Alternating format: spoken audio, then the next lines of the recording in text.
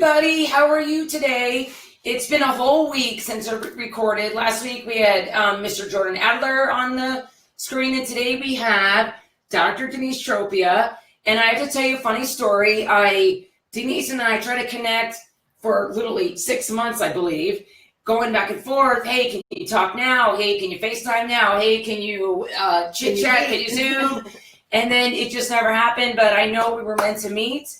This is a former Jersey girl herself. Well, I don't think you're ever a former Jersey girl. No, I think you're always a Jersey girl. Yeah. So Denise is amazing.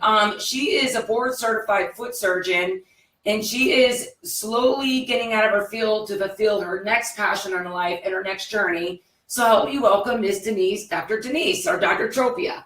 I'll probably call you Dr. Denise. Is that okay? That's fine, Ann. Okay. No problem. She's part of our Chicks group, so we just call her Dr. Chick, but I won't call her Dr. Chick. Okay. So Denise, why don't you tell us about, first of all, your schooling, and then when you were in Jersey, and then what brought you out to Vegas, and kind of give us a little bit of background on who you are so we can meet you. Well, good morning, everyone, and it is a pleasure to be here. And when I was asked by Ann, I call her the Oprah of Las Vegas. Oh. But I enjoyed her other filmings as well. But yes, Dr. Denise Tropea. I'm originally from New York, New Jersey area. So I lived 13 years in Brooklyn, New York, 13 years in New Jersey.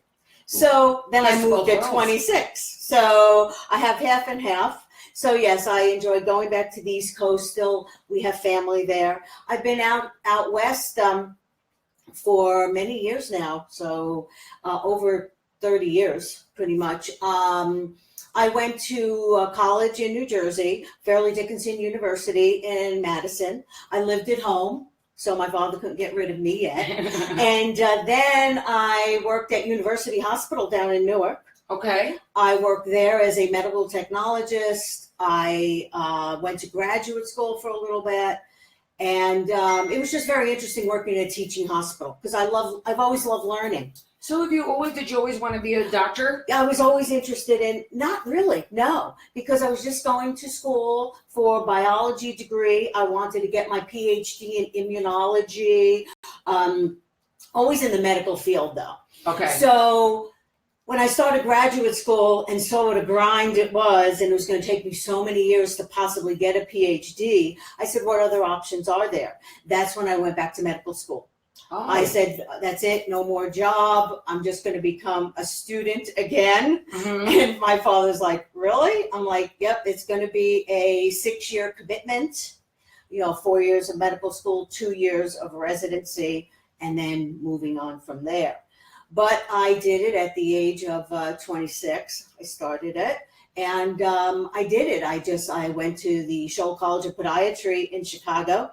Very nice. So I moved away. And then I did my residency in Salt Lake City at the VA, the U of U, etc. I did a 24-month, 2 years, 24-month in orthopedics and surgery and wounds. So I had I was just with all different types of specialists at the time, involved in a lot of different surgeries, Mm-hmm. and we would do clinics in Montana and in Wyoming, and go to fly-out clinics and do a lot in the greater Mountain West. So it was a great residency program I had. Sure. Then when I came down here to start practice in 93, I have thus maintained a private practice up until about 2 weeks ago. Really? Well, I didn't even know that. Yes, I finally got out of private practice totally. Wow. But I still do a wound clinic. Now, what made you get out of the practice? Well, it's not out of the practice. I don't want to say out of the practice. I don't know if that's the correct terminology. Yeah. But what made you decide? Well, That's big. it is. And it wasn't something that I could do like overnight. Not when you have a practice that you've built up for 25 years here in town. Mm-hmm. The patients that I've had patients for that long. And so it's very difficult to break that away. So you have to do it slowly. I Sure. transitioned slowly. I closed down a big practice about 1.5 years ago and downsized. When I downsized, it wasn't as much on me from a running a business point of view, but still, it was still taking care of the patients, doing a lot of the administrative work. Then I decided, okay, that's it. It's enough. I need to transition more into my plan B, which is what life is all about. Amen. Planning for plan B. Yes. And what I did was I still maintained the clinic, so it still keeps my, my hands in it, because I do a lot with diabetes awareness in the community. Wound care has been another very big thing that we've been doing, and I do at the clinic because of the diabetes and the complications thereof. That and MRSA. Well, there's a big thing. There has been so much change with this chronic conditions these days. In the last 5 to 10 years, we are just seeing the explosion of diabetes, high blood pressure. Obesity now is considered a chronic condition. So, wow. It's gotten to that point where we really have to get a handle on these things. Absolutely. And this kind of leads me into where I'm at now and where I'm going to help people regain and maintain health. That's awesome. I have a friend. And Mike Colian, I'm sure you're watching. Mike, this is somebody that I want to introduce you to. As soon as she told me, you popped in my mind immediately. Mike is a very good friend of mine. He has diabetes, but he's really has it under control at this point in time. But he was a 22-year veteran at the Air Force. So I know I wanted to connect you two because I figured you two together could probably do some amazing classes for the vets, and things like that. So that's one of the people that I wanted to connect you with for sure. I'm sure he's watching because he's always amazing and always a good fan. And I see Miss Julie is on there, which I normally don't wave to fans, but we're going to wave to Julie Mueller because we both know her. Yes. So, speaking of, so anyway, I also wanted to, so I know that you have 2 children, I believe, 2 daughters. Yes, I have 2 daughters. So does your daughters, are they headed to the medical field or where do they want to do? They're far from that. Uh-oh. Well, my daughters are 24 and 18. Wow. So I'm not that needy mom anymore. They just call me for money and advice. That's it. But when I had moved here, then I had my first child and started my practice. I mean, that's all I knew. It was running my business, taking care of my daughters. You get into that mode. And it just is a continuum until you get to that point where you're like, wow, they're kind of getting off on their own. My 24-year-old is a graduate of UNR. She is currently in graduate school at UNR. Good. She's into journalism, communications, and she's a producer at Channel 4 up there for the morning show. Oh, awesome. I would love to meet her. Yes. Oh, she's very good. Well, yeah, I'm saying my daughter's very good. But you're allowed to say that. As far as like, what their strengths are is something that I didn't exhibit. Let's put it that way. They love to write and they're very creative, both of my girls. Good. And so as far as my older daughter being in journalism communications, her ultimate goal is sports. Oh, She's really? played softball ever since she's been in the 5th grade. So I was a park mom for years. Do you know our daughters may have played softball together? I did not know this because my daughter was a ball travel ball player. Yes. She's 25. Okay. So, see, we were destined to meet. Well, what was the team? She was on a lot of different Yeah, teams. my daughter was on a lot of different teams. We'll have to. Yeah, absolutely. She, it was, you know what? That's funny we're talking about this. So I raised a daughter it's 25 now. I did not cry at all when she graduated high school. What was devastating was the last softball game. Oh, I can agree with I that. cried for days, because it was all about, we traveled, we did everything together. And so I was lost after that. So yeah, and it's softball, whenever they took it out of the Olympics, my daughter's love for the sport just kind of died off when they pulled it out. So interesting. So who knows? We probably played against each other. Yes, we have to talk about that. We absolutely. Did. So but my sentiments are definitely the same. But my daughter did have the opportunity to play at Santa Barbara Community. Awesome. And then she went up and she just was a walk-on at UNR. Very to play good. Ball. So she still had that fill. But when it was the seniors and we went up there and they gave them that roast and all that, I was like, that's when I really cried too, because it all just came to the end of that. And so that's what my older daughter, so I just wish her the best, whatever her Absolutely. goals and dreams are. My younger daughter, she's 18. She's graduating in May, high She just school. had prom. Prom, she just had prom. So Yeah. we're going through all those, and then awards night, and now she counts the days of how much school is left. And so she'll be graduating in May, and then she's going to go to CSN. She's not sure what she wants to do yet. I know what her strengths are, and I know what I think she should be doing, but she has to find her own Don't path. we all? Don't we all? Yeah. But she's going to go to CSN, and I'm interested to see how she does with her first year of college and where it takes her. So, she works, so, she's in her mode.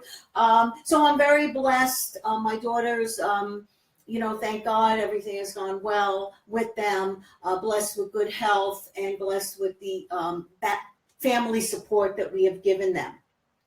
So then it's time for mom to move on. But I am married, yes. Yes. Married. I've been married for 27 years now. So were you married when you were in medical school? No, we got married when I was done, actually. Oh, okay. Yeah. In 1991, when I graduated, we got married. Then I went to my residency for a couple of years. And then my husband came down here in 1990. He's originally from New Jersey. Okay. I've known him since high school. Oh. So I've known him for 40 years. 40 years? I know, I can't believe that sometimes. I know. Yeah, that's a a lifetime. But we didn't date until like 83, and then we were going to get married, and then I decided to go back to school, so we just kind of held off. And then I got married in 91, back in Jersey. Well, he sounds very supportive.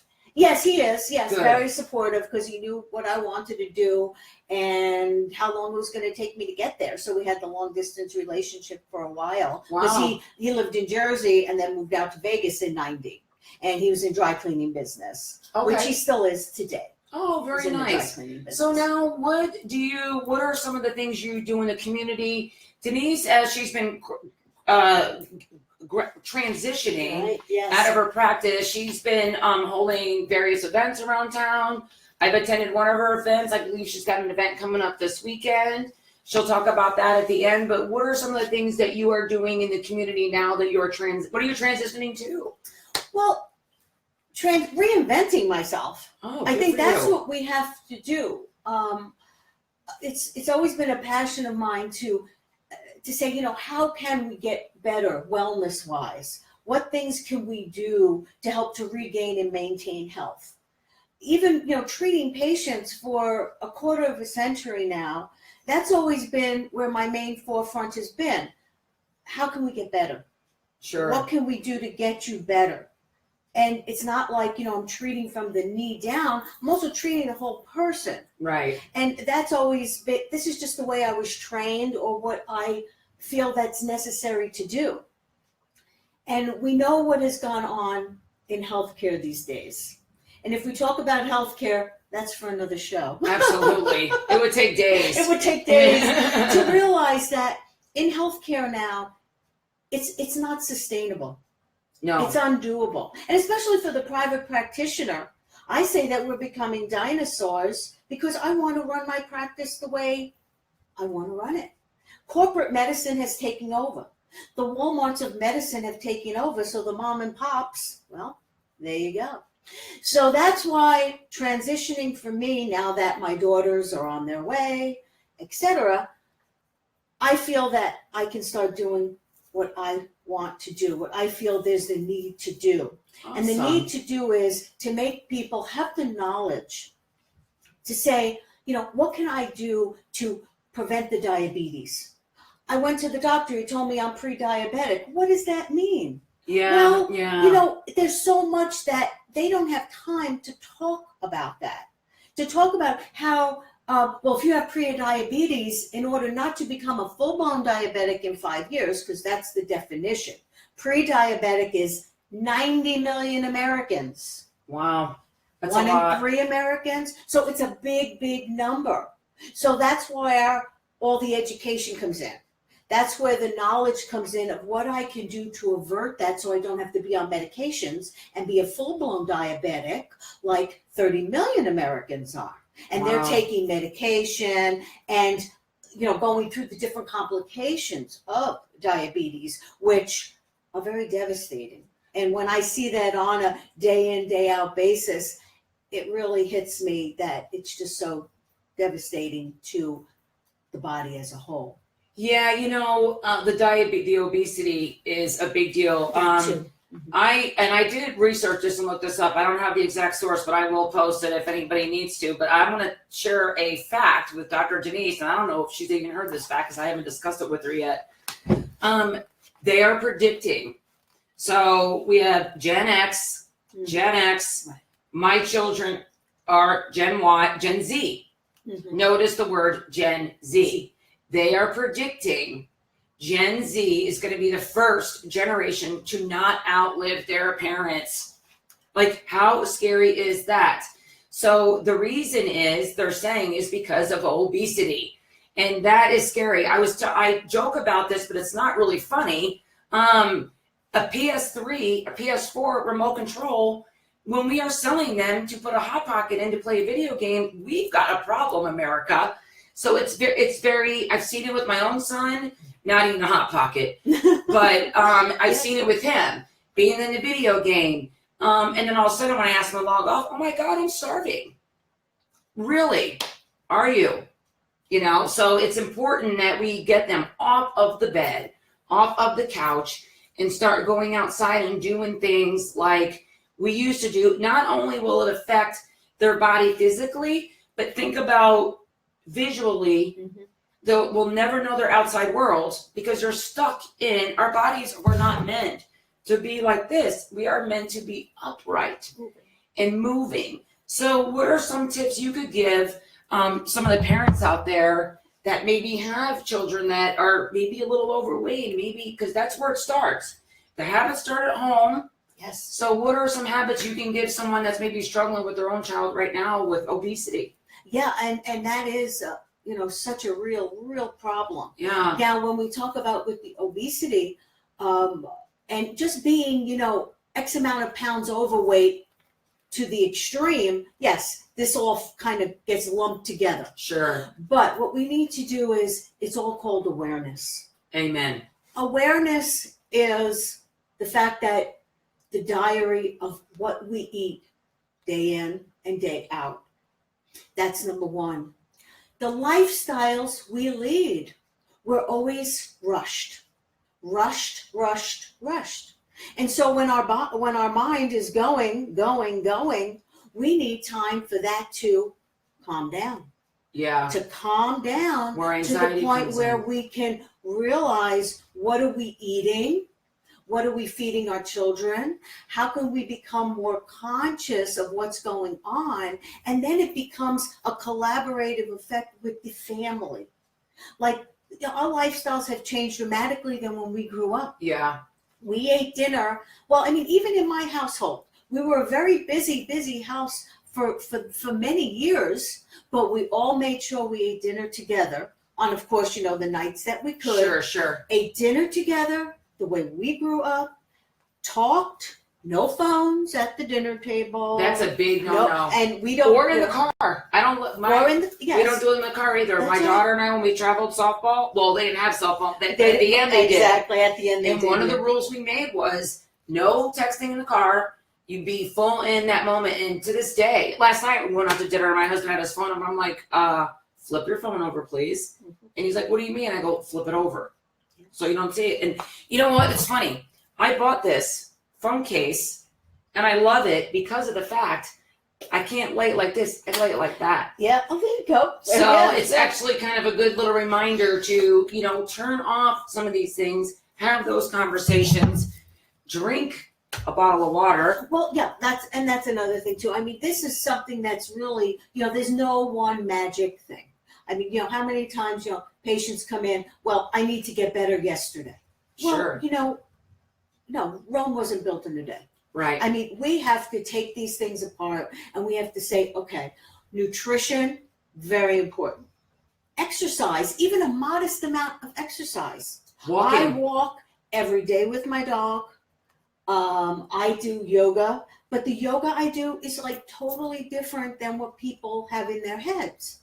People say, "Oh, I can't do yoga. I'm not flexible." Well, that's exactly the reason why you should start. Because you have to become more flexible.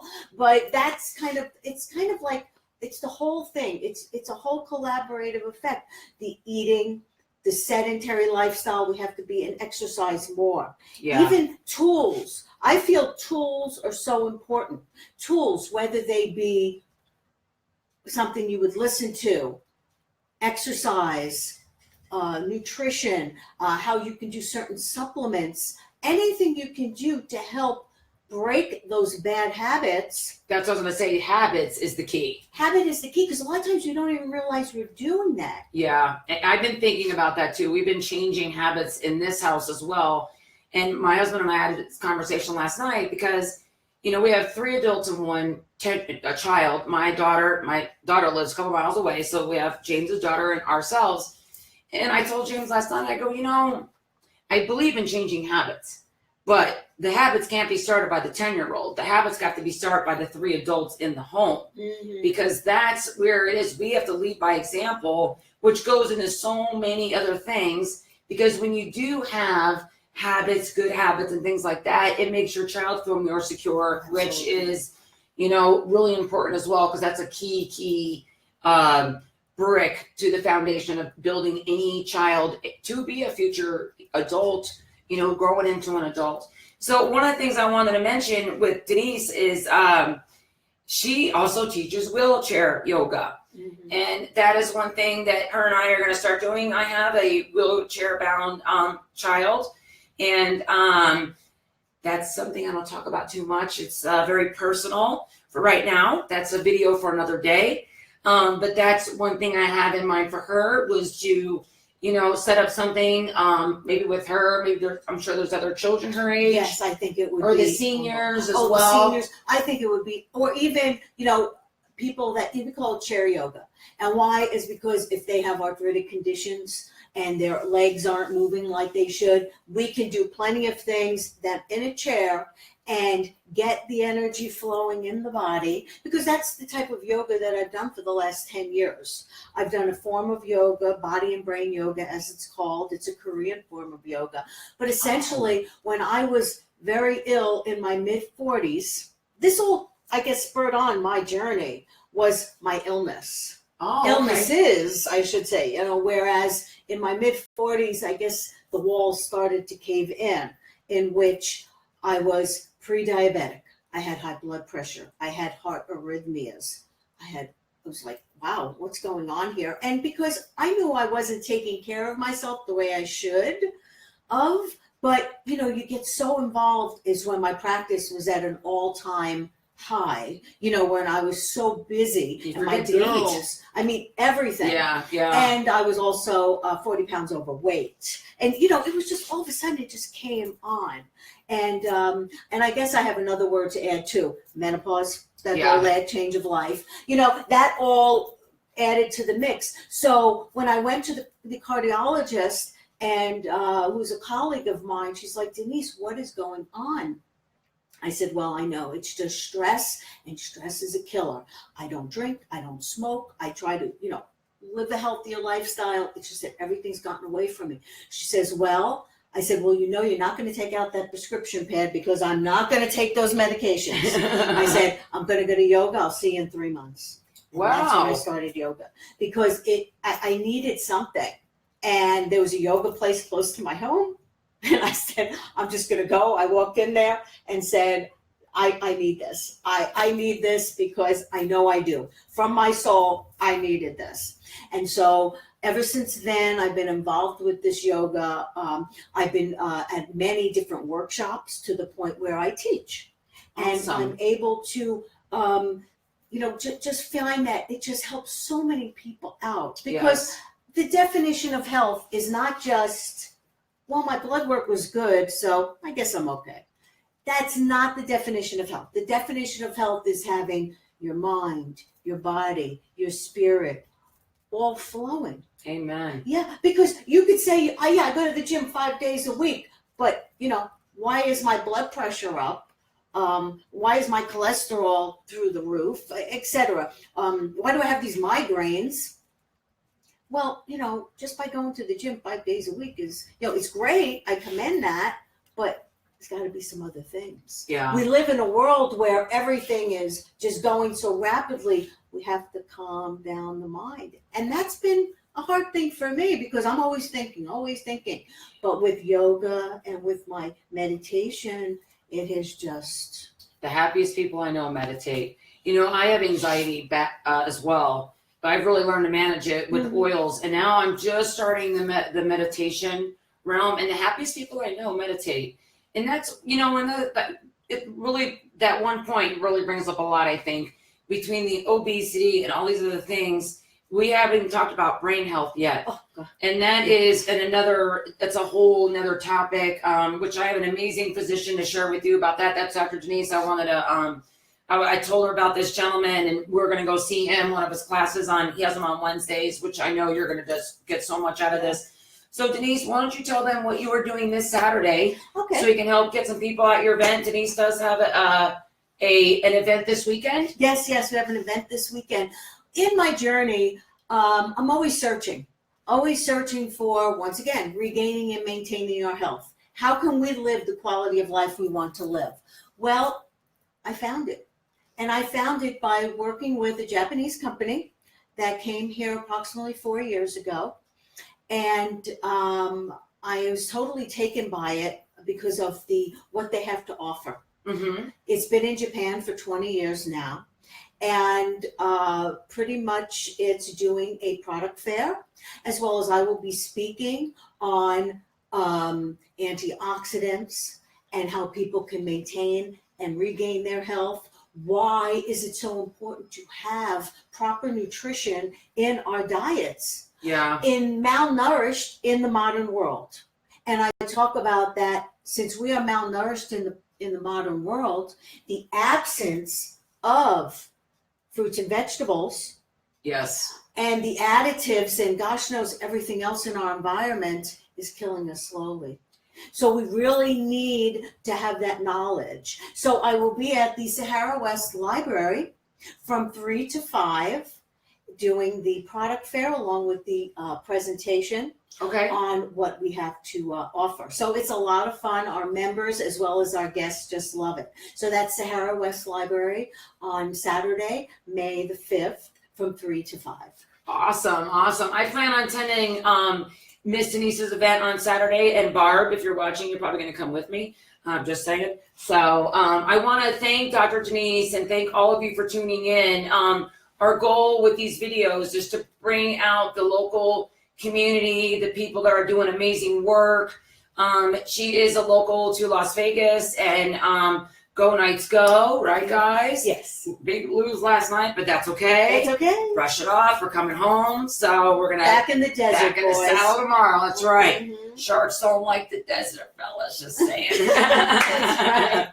So I want to thank Dr. Denise for coming, and we look forward to doing more videos later on. We're probably going to do more specific topics, maybe even do some kind of demo. Who knows? She probably has all kinds of cool gadgets that we could probably work on. I would love to, because a lot that we didn't touch upon too is the diabetes awareness. Yes. And what I do in the community with the Lions Club. And also just getting out there and going to different groups and discussing with them these chronic conditions and what impact they have on our everyday lives. Yeah, just opening those doors with conversations. For example, like at dinner, maybe talk about how are you feeling, or is there anything bothering you, those kinds of things, because it all goes under one umbrella. But at the same time, I do agree with you 110%. It's mind, body, soul. And and that's, I think, the same thing, my mid-40s, same thing. It's like, I got the mind, now I got to work on the body, and now I got to work on the soul, because the mind is good, but you got to wrap it up all together. So I encourage you to do that as well. And I'm encouraging Dr. Denise has to write a book. I'm going to challenge her to write a book, because that's probably, I'm sure, on her list. So I want to thank you. And if you want to reach out to Dr. Denise, her phone number is up here. And also, her information is on Facebook. You can just private message her or private message me or put something in the feed, and then she will reach out to you and she can sit with you, have a one-on-one or whatever you need. So we thank you, Denise, and we will see you next time. Bye, Las Vegas. Bye-bye. Thank you.